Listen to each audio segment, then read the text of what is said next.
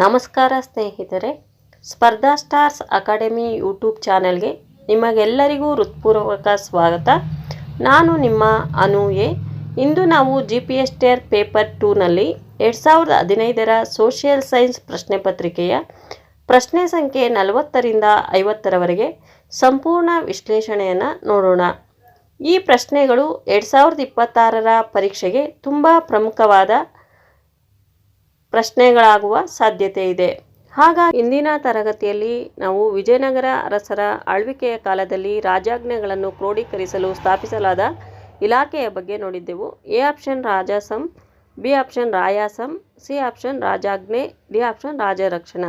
ಸರಿಯಾದ ಉತ್ತರ ರಾಯಾಸಂ ಎಂದು ನೋಡಿದ್ದೆವು. ಈಗ 40ನೇ ಪ್ರಶ್ನೆಯಿಂದ ಪ್ರಶ್ನೆ ಮತ್ತು ಉತ್ತರಗಳನ್ನು ನೋಡ್ತಾ ಹೋಗೋಣ. ಇವುಗಳಲ್ಲಿ ಯಾವ ಸ್ಮಾರಕ ಶಹಜಹಾನ್ನಿಂದ ನಿರ್ಮಾಣವಾದದ್ದು? ತಾಜ್ ಮಹಲ್, ಕೆಂಪು ಕೋಟೆ, ಜುಮ್ಮಾ ಮಸೀದಿ, ಫತೇಪುರ್ ಸಿಕ್ರಿ. ಸರಿಯಾದ ಉತ್ತರ ತಾಜ್ ಮಹಲ್ ಆಗುತ್ತೆ. ಇನ್ನು ವಿವರಣೆಯನ್ನು ನೋಡೋಣ. ಮೊಘಲ್ ಸಾಮ್ರಾಟರು ವಾಸ್ತುಶಿಲ್ಪ ಮತ್ತು ಕಲೆಗಳಲ್ಲಿ ಮಹಾನ್ ಪೋಷಕರಾಗಿದ್ದರು. ಮತ್ತು ಅಕ್ಬರ್, ಫತೇಪುರ್ ಸಿಕ್ರಿ ಸ್ಮಾರಕಗಳನ್ನು ನೋಡೋದಾದರೆ ಬುಲಂದ ದರ್ವಾಜಾ, ಜುಮ್ಮಾ ಮಸೀದಿ, ಶೇಖ್ ಸಲೀಂ ಚಿಸ್ತಿಯ ಗೋರಿ, ಪಂಚಮಹಲ್, ಜೋಧಾಬಾಯಿ ಅರಮನೆ, ದಿವಾನಿ ಇ ಹಾಲ್, ಖಾಸ್ ಹಾಲ್. ಇನ್ನು ಜಹಾಂಗೀರ್ ಅವರ ಬಗ್ಗೆ ನೋಡೋದಾದರೆ ಲಾಹೋರ್, ಕಾದ್ಮಿ ಮಸೀದಿ. ಶಹಜಹಾನ್ ತಾಜ್ ಮಹಲ್, ಮೋತಿ ಮಸೀದಿ ಆಗ್ರಾದಲ್ಲಿ ಕಂಡುಬರುತ್ತೆ. ಜುಮ್ಮಾ ಮಸೀದಿ, ದಿವಾನಿ ಇ ಹಾಮ್, ಕೆಂಪು ಕೋಟೆ, ಮಯೂರ ಸಿಂಹಾಸನ ದೆಹಲಿಯಲ್ಲಿ ಕಂಡುಬರುತ್ತೆ. ಇನ್ನು ಬಾಬರ್, ಕಾಬೂಲ್ ಬಾಗ್, ಜುಮ್ಮಾ ಮಸೀದಿ, ಪಾಣಿಪತ್ತಲ್ಲಿ ಕಂಡುಬರುತ್ತೆ. ಇನ್ನು 41ನೆಯ ಪ್ರಶ್ನೆ, ಚೌತ್ ಮತ್ತು ಸರ್ದೇಶ್ಮುಖಿ ಎಂದರೆ ಆಡಳಿತ ವಿಭಾಗಗಳು, ಭೂಕಂದಾಯಗಳು, ಸೈನ್ಯದ ವಿಭಾಗಗಳು, ಮಂತ್ರಿಮಂಡಲ. ಸರಿಯಾದಂಥ ಉತ್ತರವನ್ನು ನೋಡೋದಾದರೆ ಭೂಕಂದಾಯಗಳು ಆಗುತ್ತೆ. ಇನ್ನು ವಿವರಣೆಯನ್ನು ನೋಡೋಣ.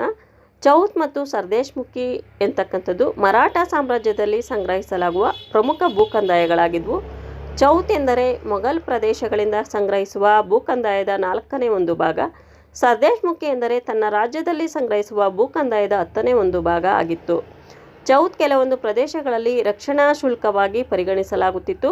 ಮಂತ್ರಿಮಂಡಲ ಮರಾಠರ ಕಾಲದಲ್ಲಿ ಮಂತ್ರಿಮಂಡಲದ ಬಗ್ಗೆ ನೋಡೋದಾದರೆ ಪ್ರಧಾನ ಮಂತ್ರಿಮಂಡಲ ಮುಖ್ಯ ಪದಾಧಿಕಾರಿಗಳು ಪೇಶ್ವೆ ಪ್ರಧಾನಮಂತ್ರಿಯಾಗಿದ್ದರು, ಅಮಾತ್ಯ ಹಣಕಾಸು ಸಚಿವರಾಗಿದ್ದರು.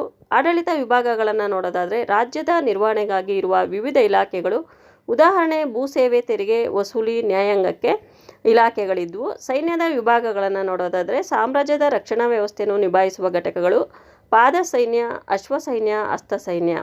ಅಶ್ವಸೈನ್ಯ, ಗಜಸೈನ್ಯ, ಪಾದಸೈನ್ಯ ಅಂತಕ್ಕಂಥವು ಇದ್ವು. ಇನ್ನು 42ನೆಯ ಪ್ರಶ್ನೆಯನ್ನು ನೋಡೋದಾದರೆ ಸುಮಾರು 8 ಶತಮಾನಗಳ ಕಾಲ ಕೊಡಗನ್ನು ಆಳಿದವರು ಯಾರು ಅಂತಕ್ಕಂಥದ್ದು. ಚೆಂಗಾಳ್ವರು, ನಾಯಕರು, ಸಾಳ್ವರು, ತುಳುವರು. ಸರಿಯಾದಂಥ ಉತ್ತರ ಇಲ್ಲಿ ಚೆಂಗಾಳ್ವರು ಆಗುತ್ತೆ. ಇನ್ನು ವಿವರಣೆಯನ್ನು ನೋಡೋಣ. ಕೊಡಗು ಅಂದರೆ ಕೂರ್ಗ್ ಪ್ರದೇಶವನ್ನು ಸುಮಾರು 8 ಶತಮಾನಗಳ ಕಾಲ 11ನೇ ಶತಮಾನದಿಂದ 19ನೇ ಶತಮಾನದವರೆಗೆ ಆಳಿದ ಸ್ವತಂತ್ರ ರಾಜವಂಶರು. ಇನ್ನು ಚೆಂಗಾಳ್ವರು ಕೊನೆಯ ರಾಜ ಚಿಕ್ಕವೀರ ರಾಜೇಂದ್ರ 1834ರಲ್ಲಿ ಬ್ರಿಟಿಷರಿಗೆ ಸೋತು ರಾಜ್ಯ ಬಿಟ್ಟು ಹೋದರು. ಪ್ರಮುಖ ನಾಯಕರು, ಪ್ರಮುಖ ಹಳ್ಳಿಗರು ಮತ್ತು ಸ್ಥಳೀಯ ನಾಯಕ ಸಮುದಾಯ ಕೆಲವೊಂದು ಕಾಲಘಟ್ಟಗಳಲ್ಲಿ ಕೊಡಗಿನಲ್ಲಿ ಪ್ರಭಾವವನ್ನು ಹೊಂದಿದ್ದರು. ಇನ್ನು ಸಾಳ್ವರ ಬಗ್ಗೆ ನೋಡೋದಾದರೆ ಕೊಡಗು ಪ್ರದೇಶದ ಮತ್ತೊಂದು ಪೌರಾಣಿಕ ಜನಾಂಗ. ಸಹಜವಾಗಿ ಕೃಷಿ ಮತ್ತು ಯುದ್ಧದ ಕಾರ್ಯಗಳಲ್ಲಿ ತೊಡಗಿದ್ದರು. ತುಳುವ ಭಾಷೆ ಮಾತನಾಡುವ ಸಮುದಾಯದವರಾಗಿದ್ದರು. ಕೊಡಗಿನಲ್ಲಿ ಸಾಂಸ್ಕೃತಿಕ ಮತ್ತು ವ್ಯಾಪಾರಿಕವಾಗಿ ಪ್ರಮುಖ ಪಾತ್ರ ವಹಿಸಿದ್ದರು. ಇನ್ನು 43ನೇ ಪ್ರಶ್ನೆಯನ್ನು ನೋಡೋದಾದರೆ ಪೆಟ್ರಾರ್ಕನ ಪ್ರಸಿದ್ಧ ಕಾವ್ಯ ಯಾವುದು? ಸರಿಯಾದಂಥ ಉತ್ತರ ಆಫ್ರಿಕಾ ಅಂತಕ್ಕಂಥದ್ದಾಗುತ್ತೆ. ಇಲ್ಲಿ ವಿವರಣೆಯನ್ನು